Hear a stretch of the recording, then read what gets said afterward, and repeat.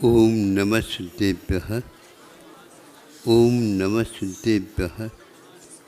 ओम नमः सिद्धेभ्यः।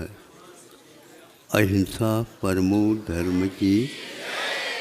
आचार्य गुरुवर श्री कुंड भगवान की। आचार्य गुरुवर श्री ज्ञान सागर मुनि महाराज की।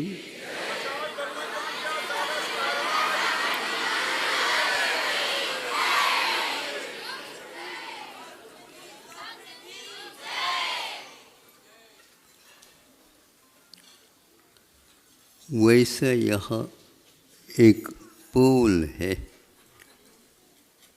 गोल जैसा लगता है किंतु इसमें पोल है।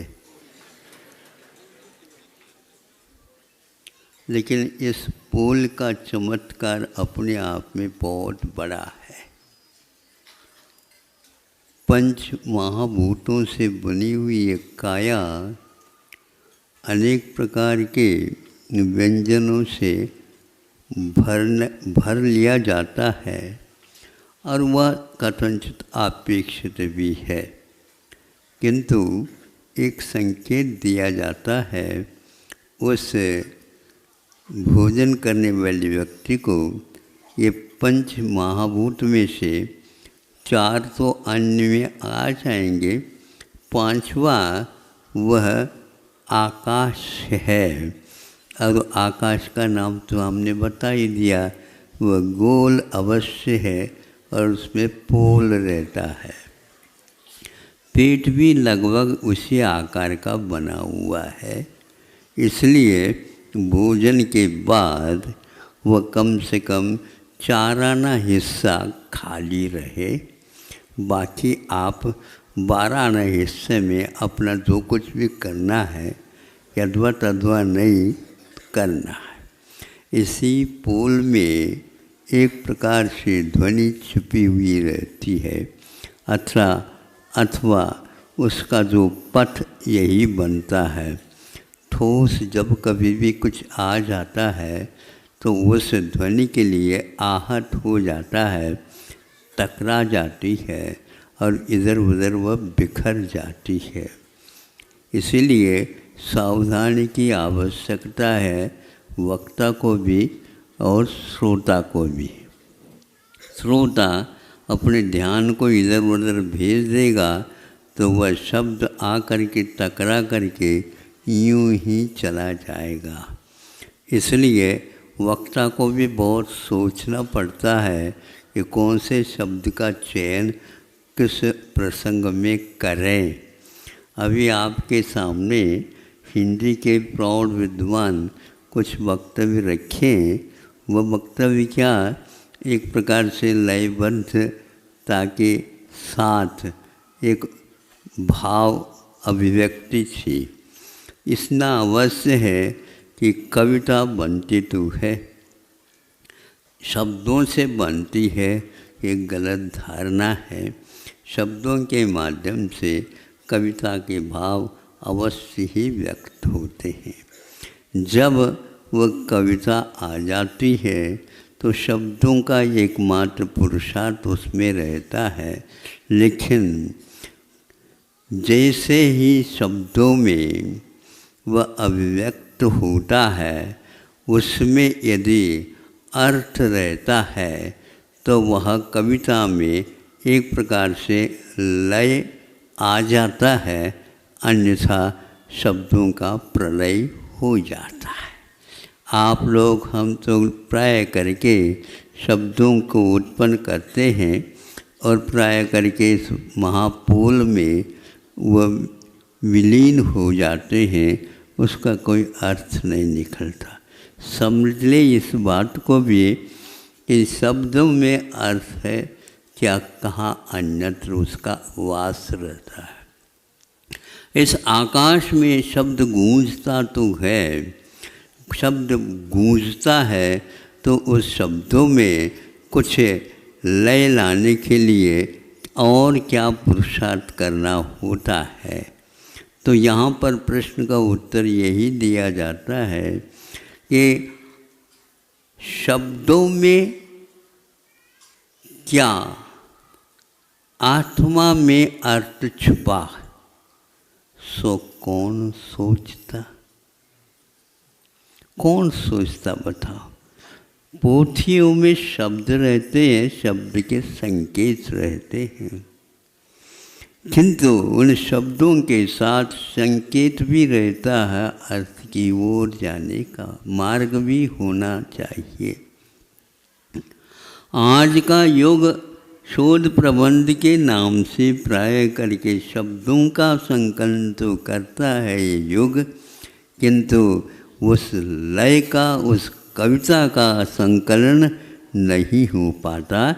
ये बात उनके मुख से ऐसे सी निकल रही थी, किंतु वह अर्थ छुपा है, सो कौन सोचता है।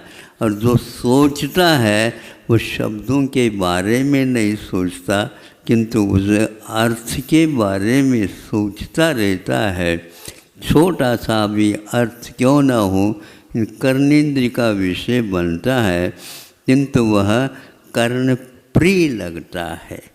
हम लोगों का या और किसी का वह शब्द निकलता है तो कर्ण कटु, अर्थ स्पष्ट है ही नहीं। और यदि अर्थ भी है तो वह और कटुतम होता है, तो हमेशा हमेशा के लिए शब्द तो निकल जाता है, लेकिन वह कटुकता पलती रहती है भीतर और घुटता रहता है आत्म तत्व। उसको सोचना चाहिए, इस घुटन को आपने स्वीकार क्यों किया? छोड़ देता, एक कान से सुन लिया, दूसरे कान से निकाल दिया। तो वाणी वीणा या वीणा में वाणी, आप सोचो दोनों में नहीं है, किंतु वह उन तारों में रहता है सब कुछ चमत्कार। और वह तार यदि मान लो ढीली है तो वो उस चमत्कार को नमस्कार कर नहीं सकते, और यदि मान लो ज़्यादा तन जाए तो टन कर करके वह टूट जाए।